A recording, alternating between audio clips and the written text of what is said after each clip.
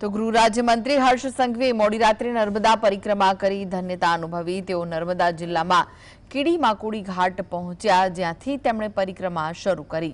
તેમની હાજરીને લઈને ચુસ્ત પોલીસ બંદોબસ્ત ગોઠવવામાં આવ્યો। ગૃહમંત્રીએ જણાવ્યું કે નર્મદા પરિક્રમા અનેક ભવોના પાપો દૂર કરે છે। આ વર્ષે પરિક્રમામાં ભક્તોની સંખ્યા દર વર્ષનો રેકોર્ડ તોડ્યો છે। તેમાં ગુજરાત, મહારાષ્ટ્ર, મધ્યપ્રદેશ સહિત વિવિધ રાજ્યોમાંથી લાખો શ્રદ્ધાળુઓ જોડાય છે। નર્મદા જિલ્લાના સ્થાનિક લોકોએ પરિક્રમાવાસીઓ માટે પોતાના ઘરના દરવાજા ખોલી દીધા છે અને ભોજન, રોકાણ સહિતની સેવાઓ પૂરી પાડી છે। લોકોએ કોઈ બી ભાવિ ભક્ત કોઈ બી જિલ્લામાંથી કોઈ બી રાજ્યમાંથી આવ્યો હોય, કોઈ બી પ્રકારની તકલીફ ના પડે તે માટે ના કોઈ જાન ના પહેચાન, ફિર બી તમે જે આવેલા હોય બધા અમારા મહેમાન, આ વિચારો જોડે ગુજરાતના નાગરિકો સૌ લોકોને આવકાર્યા। લોકોના ઘરોમાં લોકોને આરામદાયક માટે બહાર ખુરશીઓ મૂકી, ચા પીવડાવી। એ જ રીતે પ્રશાસન દ્વારા આ વર્ષે ખૂબ મોટી વ્યવસ્થાઓ કરવામાં આવી છે।